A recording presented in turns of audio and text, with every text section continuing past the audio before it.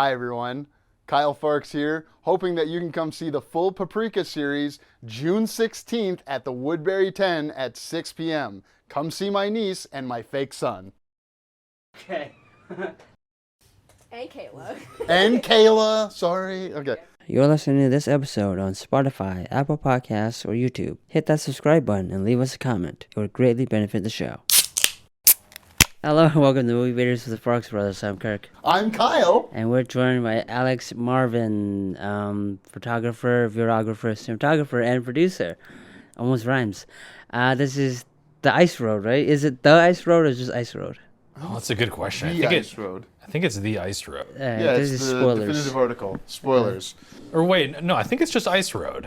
Excuse me. It's Liam Neeson, big Ice fucking Road. letters, Ice Road. Word, it is. Is this a movie? Do you watch movies with your father? I used to a lot, yeah. Okay, this seems like a movie you would watch with your father. This is like there's nothing complicated. What? No? There's not enough action in this movie. Not enough action? Yeah, I don't think there is. There's a lot of talking in the car, driving. They kill Morpheus in like the first 10 minutes. But they cut off the thing so he drowns. I mean, they cut off the rope. Yeah. Something. Yeah. He shouldn't have died. The way that cable twisted around his leg, it would have gone all the way through, but it just kept going and going. And he should have, I was optimistic the first time I watched it that they were going to be able to fix him. Yeah. He'd lose part of his leg, they'd suture him up, Gertie's, ex-military, and they'd keep going. That's why I made the joke. I meant my leg, not the rope. Cut my leg off. When he's like, cut it off, he made the joke, cut my leg off. But here's the thing, is I think the reason it didn't go through is because of the rubber boot. It got stuck on the rubber boot. And, you see it, twisted around the boot. Because I was thinking about that. I've watched this movie more than once. And I was like, oh, yeah, Larry goes. And, yeah, I think it's because it was the boot. It's just convenient. And Fishburne didn't want to do more than, 5 days? He's like, 1 week? Do they match my daily rate? All right. I mean, that's a great ad for that boot. I'd buy those boots. Well, I guess you didn't like the code either. That's why you only did 5 days on that movie? Maybe. I don't know. A lot of this, it seemed like it was shot on green screen to you? I think a lot of it Maybe was the shot ice in the part. field. In the field? Wow. What? And you would know, so why did you think that? I mean, I've just seen some of the same things. I've been to some similar places, and I'm not saying perhaps a large chunk of it wasn't done with green screens or it wasn't done with the video. What's that workflow The called? volume? No, what part? The volume video wall? Is that what The you're video walls, yeah. Yeah. But I think a lot of it was just done in the field. All right. I mean, thought so. Netflix bought it back in 2021 for $18 million. So I mean, I think the truck shots and all of those outdoor shots, I think those were all done in the field. I wonder if because they made this in Canada and it doesn't make the Canadian government look bad, it makes getting a Canadian government contract seem really important. If they had good, they have better. Canada has better tax incentives than Minnesota. Obviously, that's why more movies get made there than Minnesota. We're trying to fix that. So. Yeah, I mean, there are a number of scenes that I would describe as being technically quite challenging to capture. Specifically, trucks moving, relatively low light, and the northern lights are dancing in the sky. That's a challenging shot to get. I've also seen those scenes with my real eyes, so it's possible to record those. That's a good advertisement. Did you watch this on a big TV? Mm-hmm. Okay, that's it's endorsement for it. I think the first time I watched it on a big TV. This time I watched it on a laptop. I'm sorry, but I watched it on my phone. Yeah. You did? During work? No, I watched it last night. Last night. Yeah. In bed. I bet you that's what he did. He was in bed and he was watching it. Wait. So you gathered your friends together and was like, "Hey guys, we all got to watch this." More or less, yeah. I love it. How many people were there? There was just 4 of us total. That's fucking amazing. Because as a married person, anytime we can get Mrs. Farx and I to sit through a whole movie, and it usually takes 2 nights, it's like, wow, that was great. Otherwise I'm going to the movies probably for this or late after the kids have gone to bed and Mrs. Farx has. as well.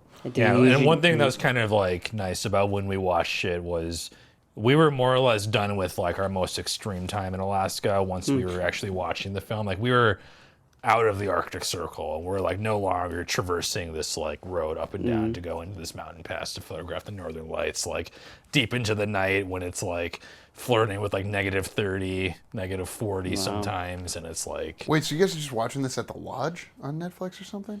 We watched this at an Airbnb once we were basically back in Fairbanks, I believe. After going on all these adventures, you watch this? Yeah, and it's like that was like good context for everyone, I think, because like we weren't driving in. I mean, it's hard to compare the danger like 1-to-1. I would probably say what they were doing is more dangerous. Yeah. It's also a movie, so they made it more dangerous. And like a corporation was fucking people so that they could, get a insurance payout is kind of what it seemed, right? I think it was. Yeah, they were kind of vague on it. I think it was an insurance thing because they blew it up on purpose, more or less. Well, from my recollection, this failure of like methane or whatever happened because there was someone in like middle management or like upper management who like wanted the sensors turned off so that they can continue working and like continue, the money machine, keep it pumping. And so they bribed a number of people $100 per month to turn them off, to like totally omit this like safety feature so they could continue doing their work. How much? And like it's like that's fraud. $100 seems pretty low though a month. Well, yeah, but to people that don't have better options, like it was a diamond mine. At least it wasn't like one where there were people who were essentially slaves with like children on their back mining it, but they're still kind of screwed. And like taking it further is like when they're all underground is like, hey, should we kill a third of us so that we have more oxygen to breathe? I was like, man, that's because there's like those people who. The soccer team that lands in Brazil and eats some of them, and some of them make it off, and like, I don't know. I mean, I wonder if that was the same thing where there was just basically 1 or 3 people who were kind of orchestrating all of that bad stuff. Because it was like the same guy who was like taking the bribes and like navigating like the bribes who also suggested killing a third of the people for more oxygen. Yeah, and they don't really deal with him at the end enough. He gets punched in the face and that's it. Yeah, and fired, I think. Punched in the face and fired. No, you should go to jail for like fraud. You go to jail and then like he put people's lives in danger and some people died because of the ensuing action. So like I don't know, it's bad. Yeah, and at first I thought this film was like on the anti-billionaire spectrum, but then at the very end, the guy who owns the whole thing is like, shame on you, you should have never done this. And they kind of take the moral high ground. I thought that was kind of interesting. Just rely on the benevolence of billionaires. Yeah. Everything will be fine. Did you see the movie Don't Look Up on Netflix? I haven't seen that yet. It's about like, a meteor is headed toward the Earth. What should we do? We have 14 months. And like the scientists are like, we need to do this. And then a billionaire is like, we can also mine it for the rare metals that are on it. And, I don't trust the Canadian government. I don't trust billionaires. I do understand that capitalism can move people to make poor choices. And that's why we need public interest regulators, like what a government can provide. Yeah, and like back on the insurance thread, one thing I found pleasantly quite surprising is the actuary that they sent out, or this guy who like seems to be like an actuary. He's sipping a juice. He's sipping a juice box, and it's like this. Like who's this guy? And then it turns out to be like a trained killer, and he's a total badass, super fit. He's running up to the cornice of these mountains, starting the avalanches, and he's a total badass. He played Liam Neeson, a younger version of him in Kinsey, 15 years before this movie. Benjamin something. Yes, he's also Abraham Lincoln in Abraham Lincoln Vampire Hunter. Oh, wow. I read that book. I haven't seen the film. Do not watch the movie. It doesn't have the lesbian vampire scene. Not that it needs to, but I read that book and was very disappointed by the movie. The other book that guy wrote, Pride, Prejudice, and Zombies, that one I like. The movie? Yeah, the movie. I didn't read the book of Pride, Prejudice, and Zombies. I watched the movie for that, and Abraham Lincoln Vampire Hunter, not good. And it was just boring and bland. Did you see it? No, I didn't see it. No. That guy who tries to kill Liam in this movie, that's plays Abraham Lincoln. Plays Abraham Lincoln. Fights you know what? That movie had vampires and slavery. That's what friggin' Ryan Coogler did last week, and no one's brought up Abraham Lincoln Vampire Hunter in relation to Sinners. You've seen Sinners? No. Why would he be brought up? Movie to look. What? I've got a whole list of things I need to catch up on. Why would Abraham Lincoln come up in that conversation? Because that was where, in the popular conscious, in the past, like, 10 to 15 years, the concept of slavery, of making a metaphor between slavery and vampirism as, like, you know, sucking the souls out of people kind of thing. That's what that book is kind of highlighting. It was written by a white guy, but yeah, I think he's. I don't know. The guy rewrote the one version of the Flash too. I think I would have laughed if they brought up Abraham Lincoln in the middle of that movie. No, I'm just saying in the commentary around the movie, no one has brought up. Hey, wait a second. This concept was already taken by Abraham Lincoln Vampire Hunter, starring the guy from this movie. And without having watched this movie, I still wouldn't have thought of that. You really do need to see Sinners. I think you will very much enjoy it. And watch it on a very big screen. Watch it with the IMAX shifting aspect ratio, because as people may discover from another part of our conversation, you know, they shot some parts in, like, I think it was 70 millimeter. Yeah, and I thought it was, I think it was actual film, not digital. Don't quote me. He's got a video on that. You could go watch it, and that'll probably inform your viewing someday. So you didn't watch this when it came out. You watched it 1 or 2 years ago, and then because you were doing this show, you said, "Hey guys, we just went on this amazing adventure with." I just wanted to get fresh on this. This was like 3 weeks ago when I watched it again, which was the second time I watched it. Wow. Okay, I do like the guy running around and doing all that, but I also kind of like, I have this aversion to, like, how many, like, professional killer guys can there actually be in the world, you know? There has to be enough to keep things going. I believe capitalism has enough, obviously. Jeffrey Epstein got his start in weapons. Let's all remember that before he moved on to the kids. All right. I was going to bring up John Wick, and there's like a shit ton of assassins in that movie. Yeah, you don't see a problem with that. John Wick is a clearly silly thing where it's like, John Wick, you're John Wick from, okay. Liam Neeson and John Wick, we're all dudes here, so like that's like standard before you walk in the door. And probably the archetype of John Wick has been around for a long time. There's been these kind of like assassin types in stories for a long time. Yeah, I feel like it's kind of this evolution that we took after like the 30s and 70s noir, is like just guy with gun who like really special trained. Kind of in the 70s you had that.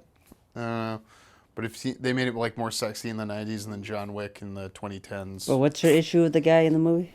That he should have been an assassin? The verisimilitude between this reality and our real reality is, I'm not like confident of how many professional killers there are in the world. Like, you've traveled. Well, how many professional killers do you think are walking among us? I mean, that I am like aware of, 0. Well, I would hope so.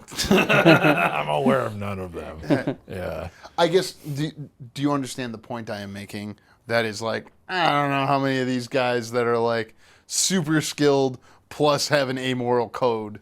Yeah.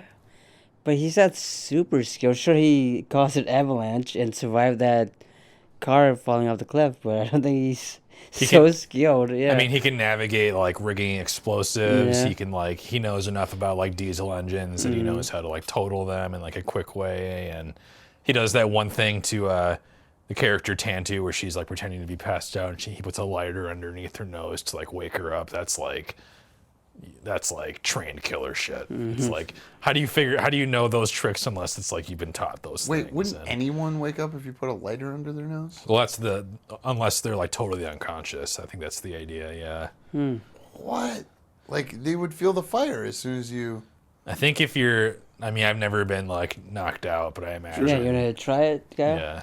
Kind of like, well, I would have to be unconscious. Yeah. So I'd have to wait till I was sleeping and then tell you, try to put a lighter under my nose, and then trust that you're not going to screw that up and burn the bed or something. I don't know. Yeah.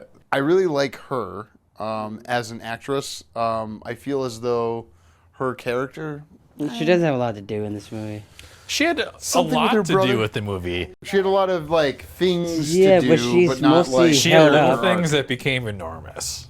Yeah, but then she gets kidnapped more or less, and then gets tied up, and then comes back a little bit. Well, she drives the truck over the bridge. So there's like two moments that I think like were like pretty quick, but they're important.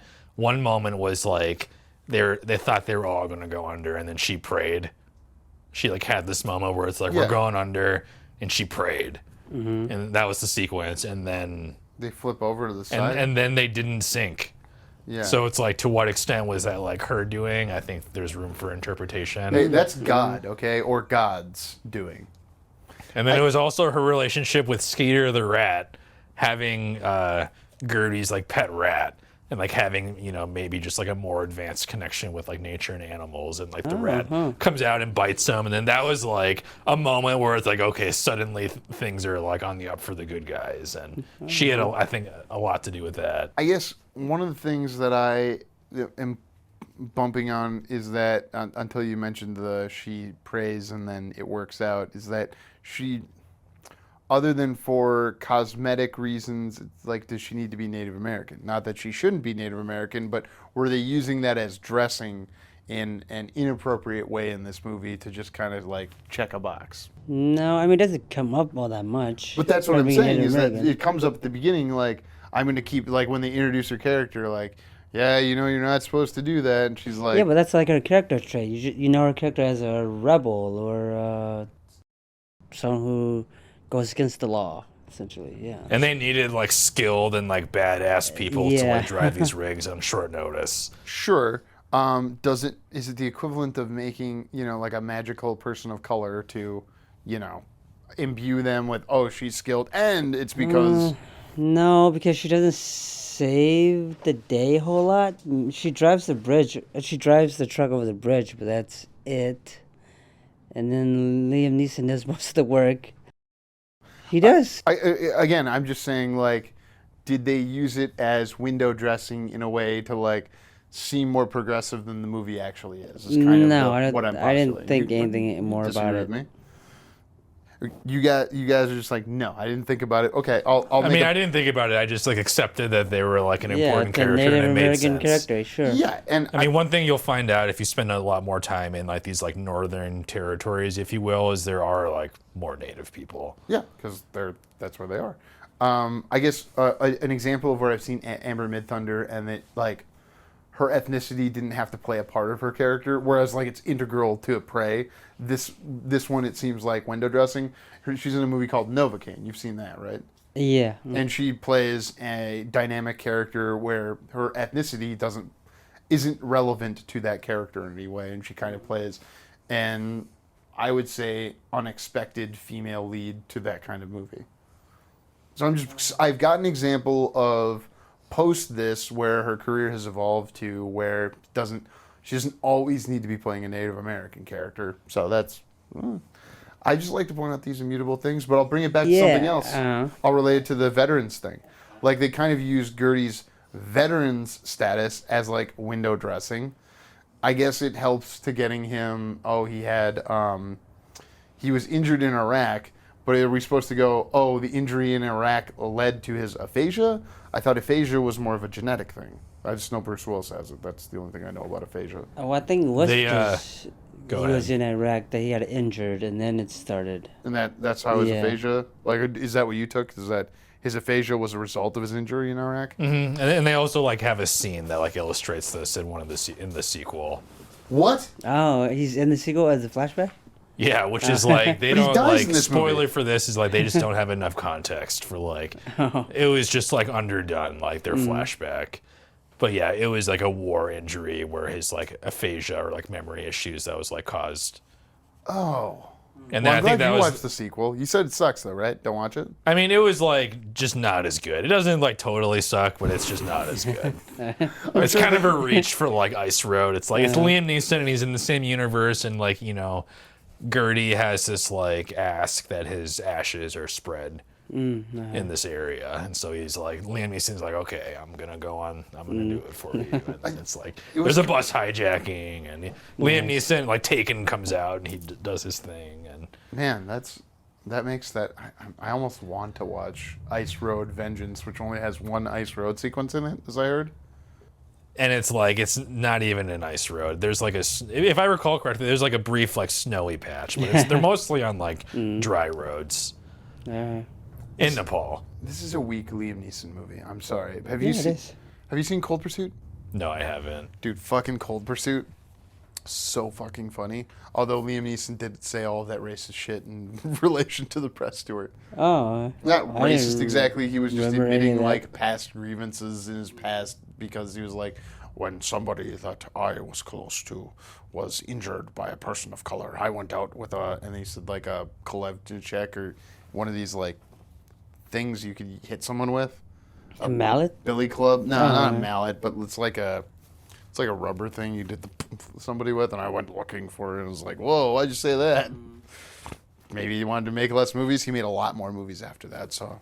I mean, the veteran, like Gertie being a veteran might have been like window dressing to some extent. Because like without that, character trait, they wouldn't have been able to like dog on Big Pharma in the ways that they do a couple of times with just like, no, my brother doesn't need any of this. Yeah, and it also was a way to like hit at the VA, and like, I'm fine with that. They don't have, I was telling Kirk, EMR, electronic medical records in some cases. So, like, you're basically damning people to mistakes when you have, paper records. And something like medication is tracked easier over electronic medical records. So you can also maybe potentially track how does this medication interact with that medication. And, yeah, maybe we're not motivated by our pharmaceutical system to worry about that. But that's only a thought the movie introduces to me. It doesn't like do much with it. And that's what bothered me about this movie. No, I enjoyed watching this movie again, knowing you're an Alaska guy and coming out, I was like, all right, cool. Yeah, I mean, we didn't expose ourselves to the same like kinds of risk, but it's like we were driving in risky places, and a flat tire or like spinning off into the ditch like where we were is like would have been trouble fast. Yeah. Yeah. I imagine anywhere. And it's like we weren't like totally like alone. It's like if something were to happen, it's like there would be a trucker that would come by within a couple of hours. And like from what I hear, some of the people who like drive these lines are like the best of the best and like the most like professional people you can like encounter. And it's like I've heard they're like very kind as well. But it's like you have to be careful. I mean, these roads, because of the temperature changes, will like buckle in weird ways. I don't think the roads are directly affected by permafrost in this area. They might be. But there are a number of areas in Alaska where the roads will disintegrate and have to be rebuilt because of the permafrost and the ice freezing and thawing. It pretty much just disintegrates the road and it has to get rebuilt. And, these highways might be 55, 65 mile an hour roadways or whatever. But it's like if you're going that fast on some parts, you'll be airborne. And like you can crash, and it's like you have to read the road, and there's wildlife, and there's ice, and. Do you carry a gun for wildlife? I don't know. Not you personally, but in your party, if you're like, oh, if we get a flat tire and a grizzly bear approaches, I guess grizzlies you don't have to worry about as much because you shut yourself in the car. But like, I don't know, just. Does anyone carry a gun for like if there's wildlife that? Nope, and we didn't even have like bear spray for this trip. We didn't need it. What? Oh wow, okay. I mean, I would go so far as to say we all have like good karma and we have a good relationship with nature. Yeah, that's good. We're also like not like approaching bear in like these times where it would be like an issue, and like we know enough to know if we saw a grizzly bear and it was approaching us in this time of the year, it's like that's a problem because these bears are more or less supposed to be laying down and like well fed. Oh, yeah. And like a grizzly bear specifically out in this time of the year moving, it's like it's hungry and it might like make bolder decisions. I've like almost had like potentially bad interactions with grizzly bears. Okay. we were driving in Haines, Alaska like 3 or 4 years ago, and it was kind of like on our shot list to like try and get a photograph of a grizzly bear, and it just wasn't happening. And then we're driving, it's like 11 p.m. It's like it's like blue hour. It's not dark in June. And we just like saw one in the rearview mirror, and we're like, wow, let's pull a UE and just come around, like take some pictures. And I'm in this elevated like lifestyle van basically, and I'm coming up on this shoulder of this like windy road in like coastal Alaska. There's like a mountain on my left, and then a small forest, steep drop off into the ocean on my right, and that's like where the bear was. And it's like we're coming up on the guardrail, and I've got my camera, and I see this grizzly bear, and then I see a cub poke out from behind her, and then this grizzly bear stood up, squared up with me, and looked. We had eye contact. I'm just like, peace, we're gone. We're gone. Nice. Like, we don't, sorry to bother you, we're gone. My with bad. With the kid, yeah. Can't, like, yeah, the motherly instinct to defend your kin is like, that's universal, perhaps.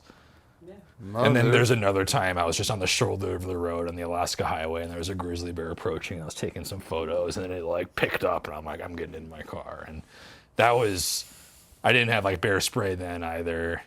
And grizzly bears I've heard they'll chase your car. They'll like swat at your vehicle if you irk them enough. Well, I think that's a great place to end this. Spoilers for the Ice Road. I'll see you guys next time. Thank you for listening. For more JK Productions, find us on Instagram at JK Productions Team and on Facebook, JK Productions MN.